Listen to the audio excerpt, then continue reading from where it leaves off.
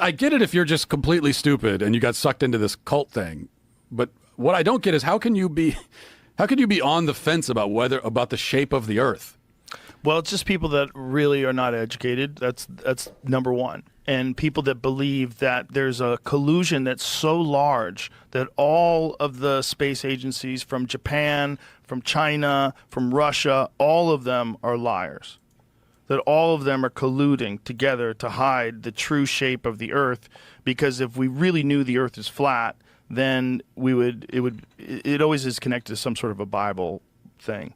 Like it's the firmament, and they believe that we're hiding the fact that God is real, and somehow there's some mass conspiracy that all these world governments and every person that ever was involved in the space agencies, they've all hid from us.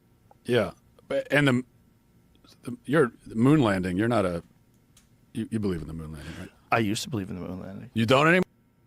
Oh, he's joking. I had a joke in my act about it, that before COVID, I would have told you vaccines the most important invention in human history. And after COVID, I'm like, I don't think we went to the moon. Yeah, I know that was in your, but Yeah. you actually think that? I think there is a less... Wait, how did he did I misunderstand? Did he just give a whole reason for why flat Earth can't be real? Because it would require every single country, every single space agency all over the planet to all agree on this bullshit thing. But then, but he doesn't believe in the moon landing? Isn't it the exact same logic? I would have told you vaccines the most important invention in human history. And after COVID, I'm like, I don't think we went to the moon. Yeah, I know that was in your, but Yeah. you actually think that? I think there is a less than zero possibility that we did not go to the moon. Oh my gosh. I know. Why do you think we went to the moon? What's the answer? To be honest, I'm a little surprised that Matt Walsh thinks we even went to the moon. You believe in the moon landing, right? I used to believe in the moon invention in human history. And after COVID, I'm like, I don't think we went to the moon. Yeah, I know that was in your, but Yeah. you actually think that? I think there is a less than zero possibility that we did not go to the moon. Oh my gosh. I know. Why do you think we went to the moon? Because it's exactly what you just said about, well, there's a lot of reasons, but Yeah, he just Rogan just laid out the perfect line of logic. the main thing is what you just said about the Earth. The vastness of the conspiracy that would be required to fake that. It's so vast that it's a lot more incredible to believe that we faked it than to believe that we just went. And going to the moon, it's a massive achievement. But I think the greatest human achievement of all time. But even so, to fake it would be even more massive. Going to the moon was the greatest human achievement of all time? Okay. Because not only would you need all of these space agencies and all the different whatever people in American institutions to be colluding, but you'd also need foreign governments, including adversarial foreign governments, who at this point certainly would know we faked it. Okay. They're DGGers, okay? This is my logic train. Okay, hold on. If you believe this, now, okay. This is like a skit where Joe Rogan is like, obviously, we all three of us here agree that the flat Earth is bullshit, right? Well, yeah, of course, Joe. Why is that, Joe? Well, because every single government on the planet would have to collude knowingly to try to sell this lie. Wouldn't that be insane? And all three of us like, yeah. And then Matt goes, Joe, you believe in the moon landing, right? And then Joe's like, well, I don't know about that. And then Matt repeats the same logic back to him. And Joe's like, yeah, I don't know. Okay, but then I would look at Matt and I would go, yeah, Matt, but wait, what about like the COVID vaccines? Isn't that also like every government on the planet colluding together to sell us the bullshit idea that mRNA vaccines are good and all the private, like, what's happening here? It's not even before I used to say people have like the aesthetic of trying to be reasonable or logical. Now they've like adopted like actual logical argumentation as aesthetic because they're not even applying it. This is what Dan was accusing ChatGPT of being 3 days ago. I don't even know what's happening here. What the fuck? And for some reason haven't blown the lid on it. So they're letting us like take this achievement that they know. Like, why haven't the Russians come out and said? Why haven't the Russians or the Chinese come out and said, oh, the mRNA vaccines are fucked. They're bad. Don't take them, guys. Things you're saying are true. Right. I don't argue with any of the things you're saying. But one of the things that I think you have to consider was, if it's not possible for human beings to safely go through the Van Allen radiation belts and out into deep space without much protection, and I don't even know. What is this a new? Isn't this like the fucking has to do with our magnetic poles and the things that get absorbed by our atmosphere? What is? Is this a new fucking conspiracy, or what the fuck is this?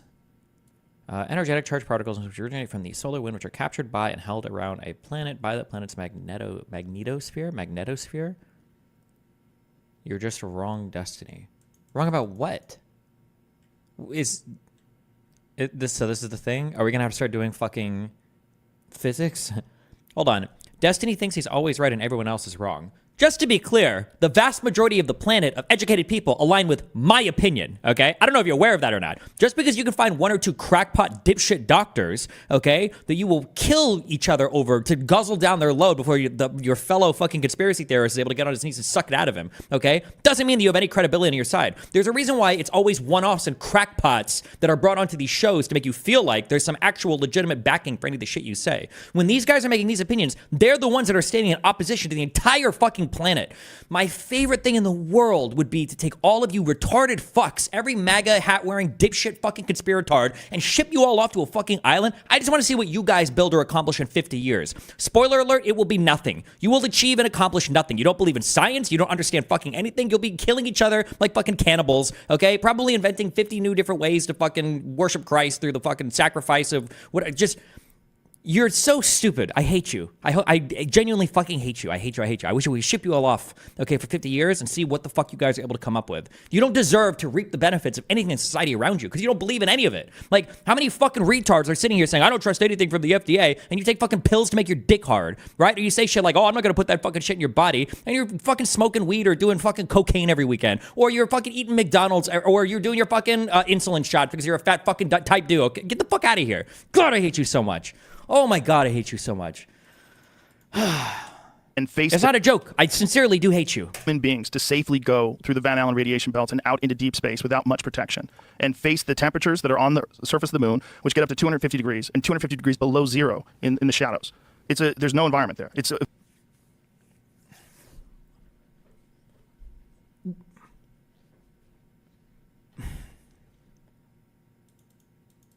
A video on the Van Allen, but I don't actually care because I don't want to get into this because I already know this is fucking retarded, okay? Just so you know, the only way that heat can move from one object to another is with an environment. So when you say there's no environment there, how could they survive in the temperature? The temperature exists in an environment. It's like a function of particles fucking crashing and jerking each other off, right?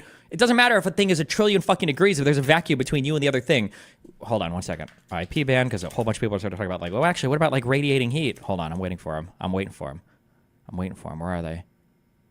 Where are they? Someone's going to say it. There are different ways for heat. Yeah, there he is. The temperature of a particular thing in space is not that relevant if you're not sharing some type of way to transfer heat from one object to another. And they also, I don't know if you're aware of this or not, but they have spacesuits on as well. Like they do wear big suits. It's not like they're naked up there. Hostile beyond belief. Micrometeorites are flying into the moon all the time. They're flying through space all the time. We've never had a single biological organism go out into deep space, past the Van Allen radiation belts, and then come back to Earth and come back alive, except human beings during the Apollo missions. Every single space station mission, every single space shuttle mission, all of them are inside 350 miles from the Earth's surface. The only time human beings have ever been past that and through the Van Allen radiation belts was the Apollo missions. And we were the only humans that were ever able to do that. The Russians never figured out how to do it. No one else figured out how to do it but the Apollo astronauts. And we did it 7 times, 6 successfully from 1960. When they say things like the Russians never figured out how to do it, and I admit I didn't study the moon shit that much, was it because the Russians couldn't figure out how to keep people alive through Van Allen radiation belts? Or was it because of all the rocketeering and shit they needed to create, like multiple vehicles that could detach and land and come back and go back to Earth and everything? Like, in 1958, Dr. James Van Allen discovered a collection of high-energy particle clouds within 40,000 kilometers of Earth, arranged like 2 nested donuts. The inner belt is mainly energetic protons, while the outer belt contains both protons and electrons. These belts have long been known as bad news for satellites and astronauts, with potentially deadly consequences if you spend too much time within them. The figures below, produced by scientists from the NASA CRES satellite, shows the radiation dosages at various locations within the belts. The numbers along the horizontal axis give the distance between the International Space Station and Space Shuttle on this scale orbit very near the edge of the blue Earth disk in the figures. Apollo astronauts and the astronauts. The upcoming visits to the moon will have to travel through some of these belt regions because the orbit of the moon lies along the fastest line of travel from Earth. On the scale of the above figure, the distance to the moon is 60 Re. Okay. Speed of the spacecraft will be about 25,000 kilometers an hour. If the spacecraft travels along the indicated path, black bar, how long in minutes will it spend? Wait, is this a... Oh, what the fuck is this? A worksheet?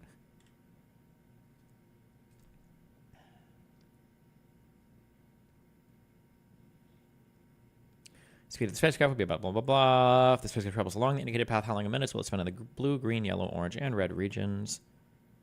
Total transit time is 68.1 minutes. Given the indicated radiation dosages in rads per sec for each zone, what would the dosages be the astronauts receive in each zone? What is this, like 15 rads? 16 rads? Some people believe that the Apollo moon landings were a hoax because astronauts would have been instantly killed in the radiation belts. According to the U.S. Occupation Safety and Health Agency, a lethal radiation dosage is 600 rads in 1 hour. What is your answer to the moon landing hoax believers? Wow, cute. Also, this radiation exposure would be for an astronaut outside the spacecraft. During the transit through the belts, the radiation shielding inside the spacecraft cuts down the 14 rads an hour exposure so that it is completely harmless. Good one. 1972. If you said to me, do you think that they could fake the moon landing today? I would say no. I would say no. People are going to be able to track it. It's very easy. They have satellites. They're going to know everything.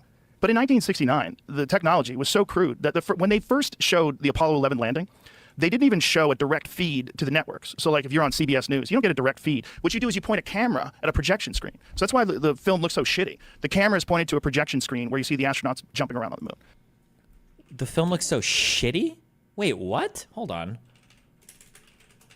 The first stage of the Apollo 11 Saturn V feet or a little below 4 seconds after the next minute. This film looks shitty. There were later missions where they went back, though. It looks pretty good. This looks like dog shit, though. Fuck, what were the names of the later missions? Does anybody know?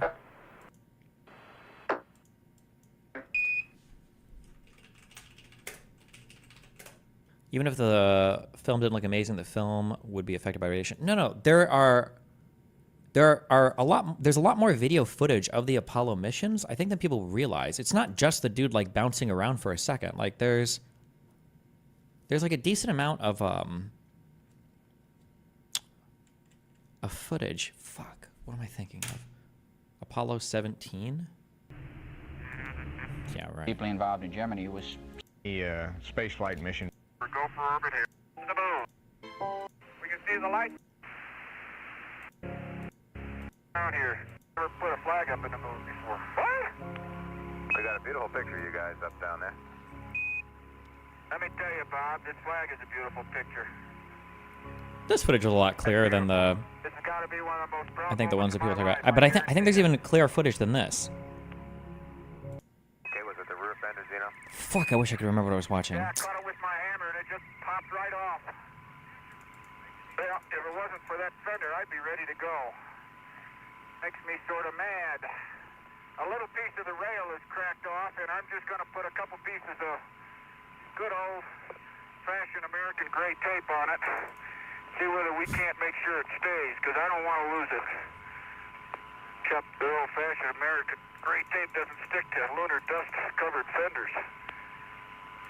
My dad was working for NASA during the Apollo missions. I lived a mile away. The moon is way further away than a mile, dipshit. Gene Cernan taping the fender on. I never thought I'd be out here doing this. Bob, I am done.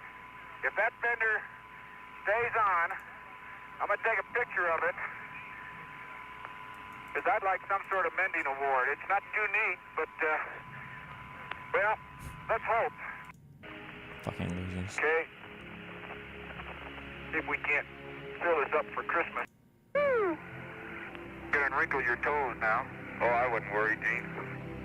Okay, the surface is not changing in terms of the detail, the surface texture of the fine-grained regolith. No one cares. If you were to guess how many times do you need to fold a paper to reach the moon, I would guess 1,000 times. 42 times? Okay, well. And you see this weird, grainy, third-generation image, right? And we did it, and we have never done it since. And we've always said we're going to do it, and no one's ever even come close. No one's ever even gone into deep space since 1972. We also haven't been trying. We haven't been trying, but we always talk about going back, including Herbert Walker Bush talked about going back. George W. talked about going back. They're all. Yeah, but I mean, it's not that we haven't gone back because it's lost Roman technology. We don't know how to go back to the moon anymore. Or I guess it was fake. There's just not the desire for it, right? Meaning the funding and then the political will, I guess, to make it happen, right? I'll talk about going back, but nobody ever gets anywhere. Well, I think that's because we lost the spirit and hunger for discovery. We didn't just lose that. We lost all the technology from the Saturn V rocket. They don't even have that anymore. In fact, they don't even have the original film. They erased all the original footage of the Apollo missions. So you just have copies of everything. You could develop the technology again. You can do all that. Sure you could. If you can get through the Van Allen radiation belts into deep space with human beings and have them... Wait, so who talked to him about this? Who gave him where does this Van Allen thing come from? I saw somebody type Candace Owens earlier. Is this like the new thing? The new conspiracy she has? Candace needs to, bro, she needs to be banned from every fucking platform. I actually can't. He's been saying this shit for over 10 years? Oh, has he? I've never heard this. I've never heard the Van Allen thing before. Safely come back. But I think what you're describing to me, all that does is highlight how incredible the achievement was. If they did it. Right, if they did it. Well, here's the main point. There's no evidence, because saying that it was a hoax is an assertion of it's not you're not just denying an event. You're asserting a whole other event that you say happened instead. And there is evidence that we went to the moon. Now, someone who's a skeptic might say it's not enough evidence or it's not good evidence. There's evidence. There's eyewitness. There's people that went and came back and told us. There's footage. There's a lot. Okay. There is evidence. Okay. But there's no evidence of the hoax. Like, no one has come and said, here's my affirmative evidence that this hoax happened. It's never happened, right, as far as I'm aware. No one's ever provided that evidence. I see what you're trying to say. The evidence that they went to the moon, there's a bunch, right? There's moon rocks. That's one. There's lunar reflectors that they placed on the moon. That's another. And there's a couple problems with those. First of all, the Soviets put laser reflectors on the moon as well. And also the moon itself, in many places where you shine lasers on it, it bounces back by itself. The reflective quality of the moon, the reason why the moon is so bright and white in the sky when the sun hits it, there's a certain amount of, you get a certain amount of bounce back off of different things with lasers. There's some photographs that are interesting. What was it? Was the India? What was the one where they got the most high resolution photos of the lander? I'm looking at Wikipedia right now of all third-party evidence of the Apollo mission. One of the things that's interesting is they gave a moon rock to, was it the Prime Minister of Holland? Is that what it was? Which one was the moon rock they gave that turned out to be petrified wood? So the Apollo astronauts gave a moon rock to some foreign dignitary, and it turned out to be a piece of petrified wood. They do have samples of moon rocks that came from the moon, but we also have those on Earth. And in fact, Werner von Braun in 1968, I believe, went to Antarctica. There's all these photographs of him in Antarctica. Antarctica is a great place to take moon rocks because Antarctica is just this gigantic sheet of white, and you can spot the meteorites in the ground. So this is the photo. I mean, this is from what? What's this from? What is the so this is an Indian Space Research Organization's, I don't know how to say that word, Chandrayaan-2 orbiter captured images of NASA's Apollo 11 and 12 landing sites and lunar modules from 100-kilometer altitude. Apollo 12 image, astronaut boots tracks are still even visible. Due to the recent interest in another post I shared, decided to download and view the raw imagery. So that looks like there's some kind of thing on the moon. It's pretty good evidence. It is evidence that something's on the moon. It's not evidence that human beings went to the moon. We're so tied to our conspiracy. One thing that was always said is anytime you're talking to a conspiracy nut, when you have to start inventing whole new technologies to make your conspiracy work, you probably are in the wrong. But he's literally having to invent an alien race being there in order to make this work. That's how we're explaining this. See, we have things that are on the moon. We have things on Mars right now. We have things that we shot things into space for sure. Oh, he's just saying we shot something there and it landed. Okay. Yeah, it's evidence. It's not proof in and of itself, but it is evidence. Listen, I'm not saying we didn't go to the moon. What I'm saying is the subject is complex, and it's not even... I've never understood what agenda people are trying to push with the moon landing conspiracy. It's the agenda that they need to be removed from society. These people are a cancer that are rotting us, okay? We need, Thanos, okay, to snap. It's built on this, there's like so many...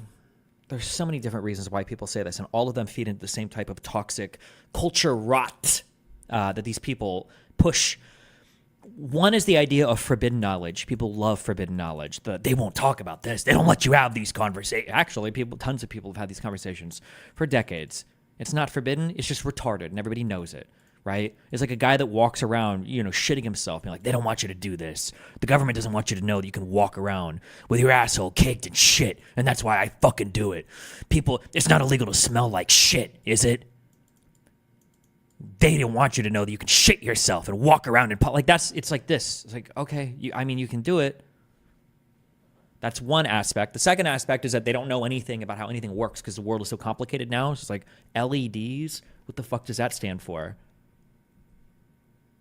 I'm trying to think of a joke, and I can't even think of one. Something retarded. Like everything is too complicated, so you can invent a conspiracy to explain everything. It winds in nicely with the not believing in any third-party institutions. This is why they would never be able to build or achieve or accomplish anything. And also, by the way, these people aren't builders, they aren't achievers, and they aren't accomplishers. These types of people are drags on society that the rest of us have to drag along with us, okay, in order to accomplish fucking anything, all right? These are not the fucking Einsteins and the Oppenheimers and the whatever. These are the fucking retards, okay, that are flinging shit from you on the side of the road because they don't believe in fucking sanitized water or whatever. They're complaining that the fluoride is rotting their brains. All right, something is. I don't know. It's not the water though. God, I hate these people. Fuck, they're so. This is why I want them to go away and go somewhere else. And let's see what you come up with. Show me what you come up with in 50 years, because the answer will be nothing. They won't come up with anything. They don't believe in anything. They have no spiritual foundation because they all fake their religious beliefs. Apparently, they're all fucking Christian now. They have no intellectual grounding. Okay, they don't know anything about how to even arrive at a true statement or what it means for a statement to be true. They have no respect for third-party institutions, even though they all relentlessly use them, right? These are the same people like, oh, I don't believe the vax because it wasn't tested. Monoclonal antibodies fucking, oh, pump me full, doctor. Like, God, I hate these people. God, I hate these people. Even a little complex. It's really complex. There's a documentary called The Funny Thing Happened on the Way to the Moon. This guy, Bart Sibrel, he's been obsessed. He was a guest on the show, too. Been obsessed about this his whole life and absolutely believes that we never went to the moon. And there's enough shit that you go, okay, if he's right about any of these things, it's weird. One of the things was some of the photographs of the moon, they ran through one of those AI detectors that can tell you whether or not something's false or artificially generated.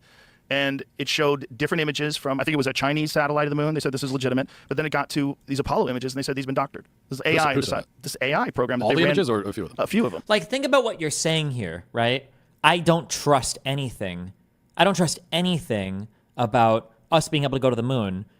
But I trust LLM. I trust programs that programmers don't even understand the code of, that can run simulations on millions or tens of millions or hundreds of millions of times across data sets in order to analyze things and then try to come to some sort of like answer to ascertain whether or not something is true or false in a way that we thought only humans could do, like as recently as 10 years ago. You believe these things. You trust, like,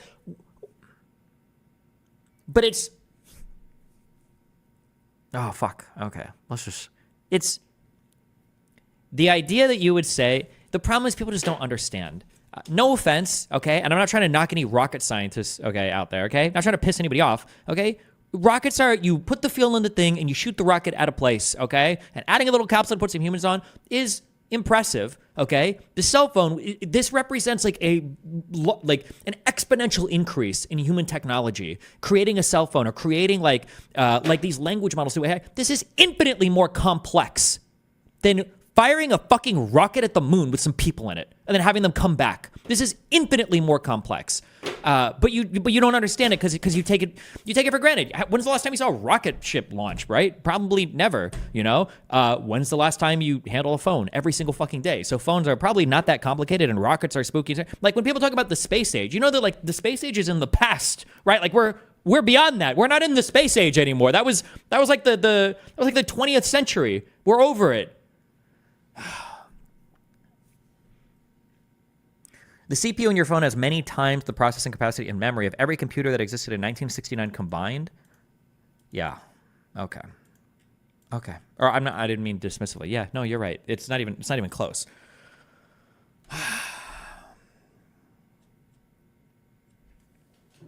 I'm pretty sure like collectively it was like megabytes maybe of data across the entirety of what could have been stored across all the drives of those early Apollo missions, of all the Apollo missions.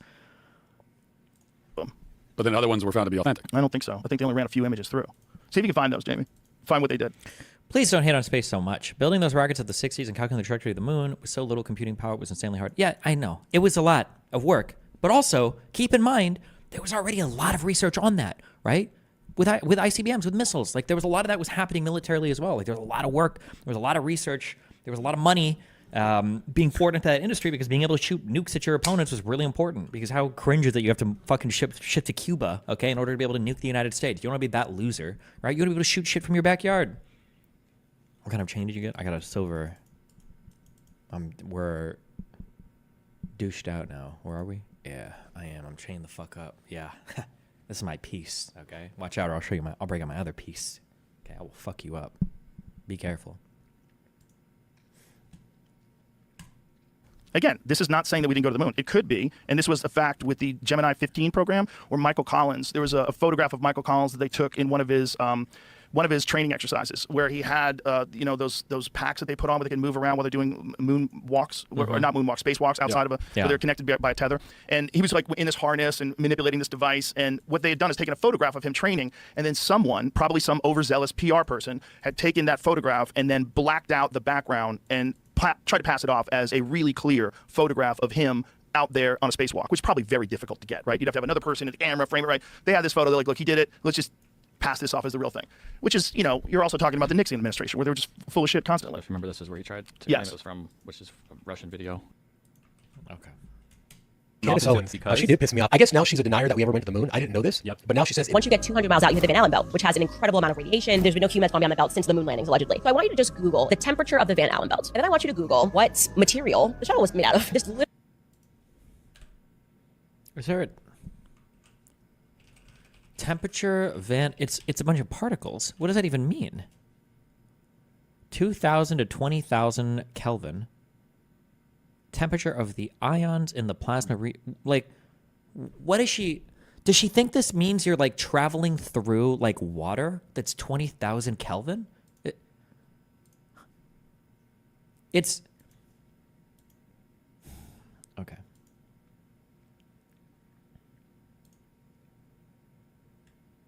I'm also curious what the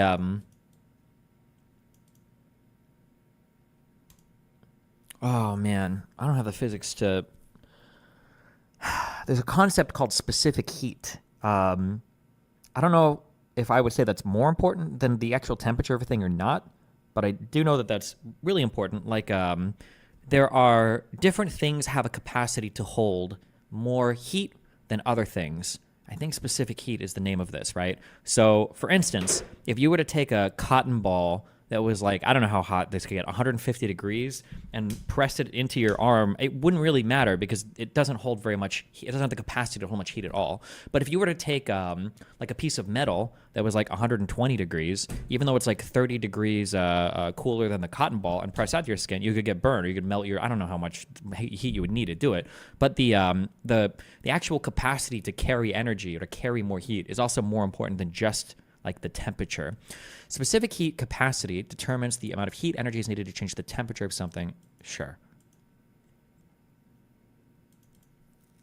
You're talking about heat transfer? No, I'm not.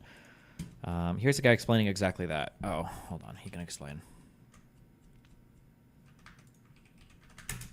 I want you to I think you're thinking of conductivity. No, I'm not. No, it has not conductivity, and it has nothing to do with conductivity.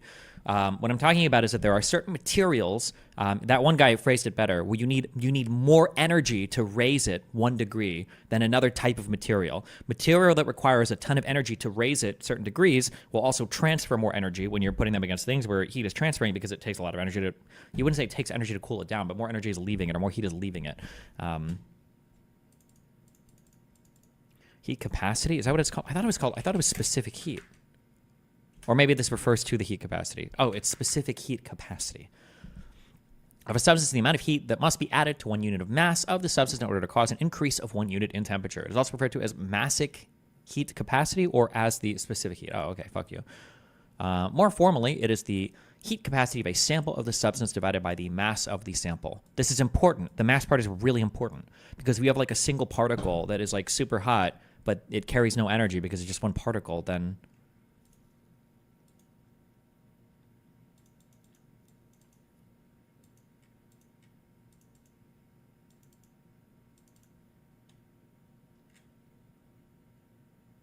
just Google the temperature of the Van Allen belt. And then I want you to Google what material the shuttle was made out of. This literally doesn't make sense. Actually, it does make material the shuttle. because she thinks it would melt. Okay.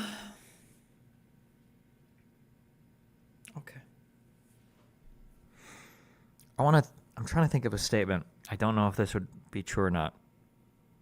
I think you could make the statement that all of the particles that come off the sun have the same temperature, but you're exposed to less of them as you move away from the sun because of the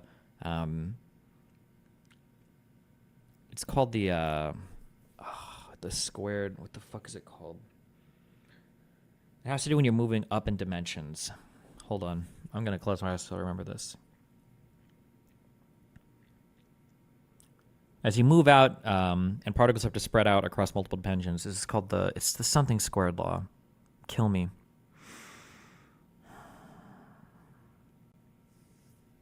Inverse square log. Yeah. I'm trying to think if that would really... Yeah, I think it would apply. Because just because I don't know what else to say.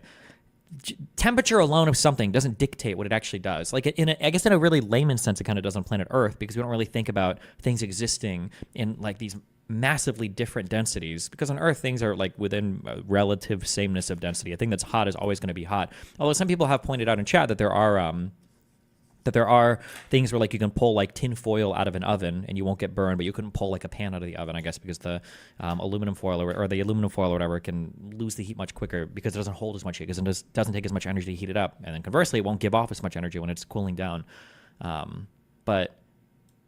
Okay. I want you to just Google the temperature of the Van Allen belt. And then I want you to Google what material the shuttle was made out of. This literally doesn't make sense. Actually, it does make sense. You just don't understand the difference between heat and temperature, which a lot of people don't.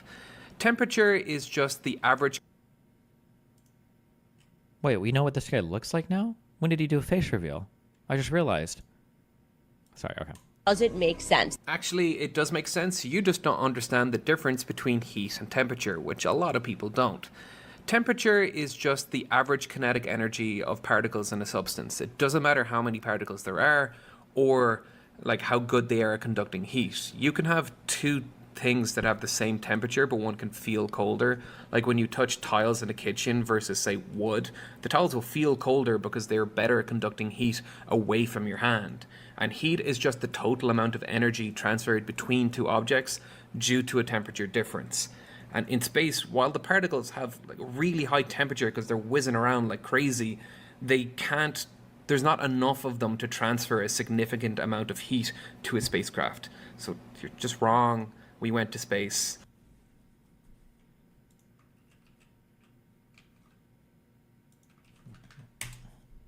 This question comes from Jason, who asks, how long could a nuclear submarine last in orbit? The answer is not very long, but not for the reason I expected. The submarine wouldn't burst. Submarine hulls are strong enough to withstand 50 to 80 atmospheres of external pressure from water, so they'd have no problem containing 1 internal atmosphere of pressure from the air. And the hull would likely be reasonably airtight. Although watertight seals don't necessarily hold back air, the fact that water can't find a way through the hull under 50 atmospheres of pressure suggests that when the sub is in space, air won't escape quickly. Okay, so why would it not work? My guess is going to be something, the subs must be pressurized. I imagine this provides a decent amount of radiation protection, the hull would. And then I imagine that, is it just going to be because they don't have... No, they have oxygen. They're underwater. Oh! I wonder if everybody boils inside. That's my guess.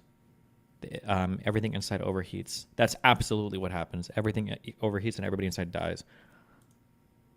Dangerous carbon dioxide buildup wouldn't be an issue, as submarines use CO2 scrubbers that can be run indefinitely.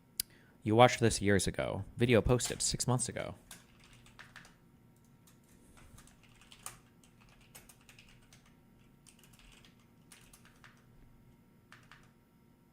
Definitely, as long as they have power. But oxygen is another story. Nuclear submarines use electricity to extract oxygen from water. In space, there's no water, so... Why wouldn't this apply to the ISS? Does the ISS have radiators and shit? In space, the problem, everybody talks about how cold it is everywhere. The actual problem is you have to get rid of heat because there's no thing to actually like transfer heat away from a vessel. You can just accumulate more and more and more heat inside of a thing until it overheats and dies. You have to find a way to radiate the heat into space. I don't know how they do it in the ISS, but yeah. So they wouldn't be able to manufacture more air. They carry enough oxygen in reserve to survive for a few days at least, but eventually they'd be in trouble. The really big problem, though, would be overheating, because space is so much warmer than the ocean. If you're pedantic, that's not really true. Space is, of course, very cold. But if you're even more pedantic, and I am, it is true in two different ways. Space in Earth orbit seems cold because it's so empty. Without a warm environment around you radiating heat back to you, you lose heat by radiation much faster than normal. But space in Earth orbit is actually warm, is that temperature is a measure of the average kinetic energy of a collection of particles. And in space near the Earth, molecules can have average kinetic energies in the thousands of degrees. This doesn't make space feel warm, though. When I was a kid, I remember watching my dad use a metal grinder. Whenever metal touched the grinding wheel, sparks flew everywhere, sometimes falling in a shower on his hands and clothes. I couldn't understand why they didn't hurt him. After all, the glowing sparks were several thousand degrees. I later learned that the reason the sparks didn't hurt him was that they were tiny. The heat they carried could be absorbed into the body without warming anything more than a tiny patch of skin. The hot molecules in space are like the sparks in my dad's machine shop. They might be hot or cold, but they're so small and there are so few of them they don't change your temperature very much.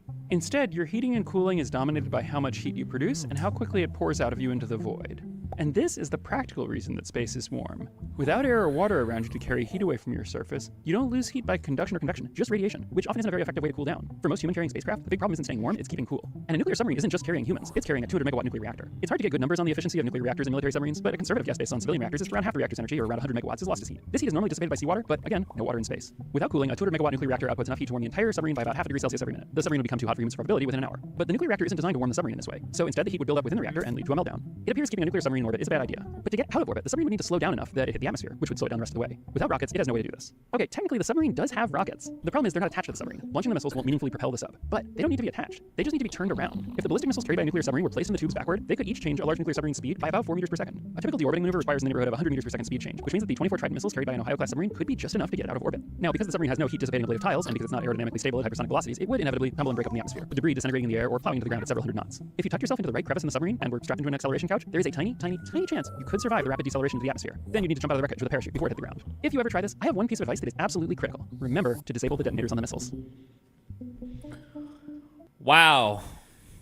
So I want you to just Google the temperature of the Van Allen belt. And then I want you to Google what material the shuttle was made out of. This literally doesn't make sense that an aluminum alloy could have gone through the Van Allen belt for an hour and a half or 59 minutes. It just couldn't have happened. It literally can't have. There's no explanation. The Van Allen belt, it's a belt around the Earth of radioactive particles that comes from the sun, right? We have magnetism in the Earth, and they get wrapped around the Earth into this little donut-looking thing around the Earth, right? Oh, I've seen this on pictures before. What's the evidence behind this? That it's impossible to pass because there's radiation. Okay. But I don't think Candace Owens understands that there's different kinds of radiation. For instance, we get sunburn at the beach. That's UV radiation, ultraviolet. That can be stopped with a simple fabric on your shirt. Okay. Now there's alpha, beta, neutron, and gamma radiation. In alpha particles, you can block with a piece of paper.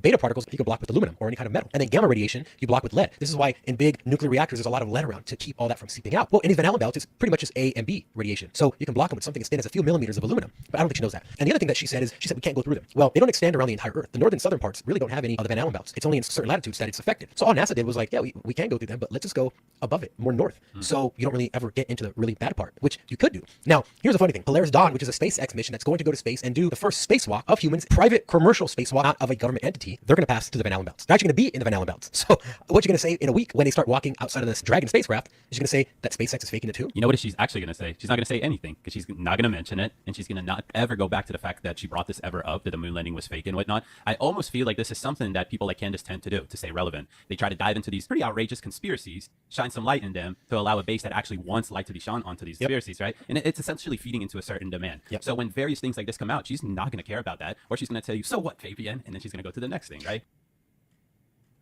Wow. Why is this mic double? Oh, we can tell you. Hold on. They're actually going to be in the Van Allen belts. So what you're going to say in a week when they start walking outside of this Dragon spacecraft is you're going to say that SpaceX is faking it too? You know what she's actually going to say? She's not going to say anything because she's not going to mention it, and she's going to not ever go back to the fact that... Actually, I don't know. I'd have to be on set to figure it out. Don't know. Okay.